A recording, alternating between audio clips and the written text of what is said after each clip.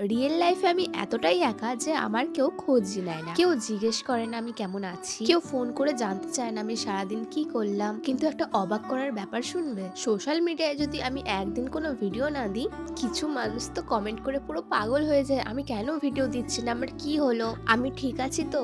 তোমাদের এই ছোট ছোট মেসেজগুলো এক নিমেষে আমার মুডটা যে কতটা ভালো করে দেয় সেটা হয়তো তোমরা ধারণাও করতে পারবে না। বাই দ্য ওয়ে, বেশ কিছুদিন ধরে রেগুলার ভিডিও না দিতে পারার কারণ হলো আমার আর সৌরভের নতুন ঘর তৈরি হচ্ছিল, আর যেটার পুরো দায়িত্ব আমি আর সৌরভ নিজে নিয়েছিলাম। একদম কম খরচে আমাদের রুমটাকে আমরা সুন্দর করে সাজাতে চাইছিলাম, আর সেই কারণে খুঁজে খুঁজে সেদিনকে চলে গিয়েছিলাম কার্পেটের একটা দোকানে, কারণ মেঝেতে মার্বেল বসানোর বাজেট আমাদের ছিল না।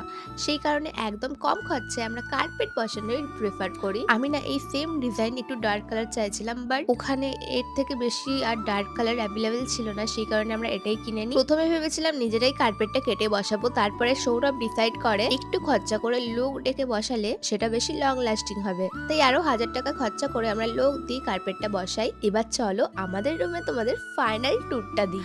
আমরা না রুমের ভেতরে কোনো ফল সিলিং করিনি, ছাদ কেটে এরকম লাইট গুলো লাগিয়েছিলাম খুব কম খরচা, যেটা অনেকটা ফল সিলিং এর মতনই লাগছিল দেখতে। আর গাইস, এখনো কিন্তু আমাদের রুম পুরোপুরি কমপ্লিট হয়নি। ওয়ালে কিরকম কালার করব আর কিরকম টাইপের ফার্নিচারই বা কিনবো সেটা ভেবে ভেবেই আমাদের মাথা খারাপ হয়ে যাচ্ছে। আর সেদিনকে ফার্নিচারের দোকানে গিয়ে দেখি এই সামান্য ওয়ার্ড্রপ গুলোর দামই 50-60 হাজার টাকা বলছে, যেটা আমাদের পুরো বাজেটের বাইরে। তাই তোমরাই এখন আমাকে আইডিয়া দাও খুব কম খরচায় রুমটাকে কিভাবে সাজাবো।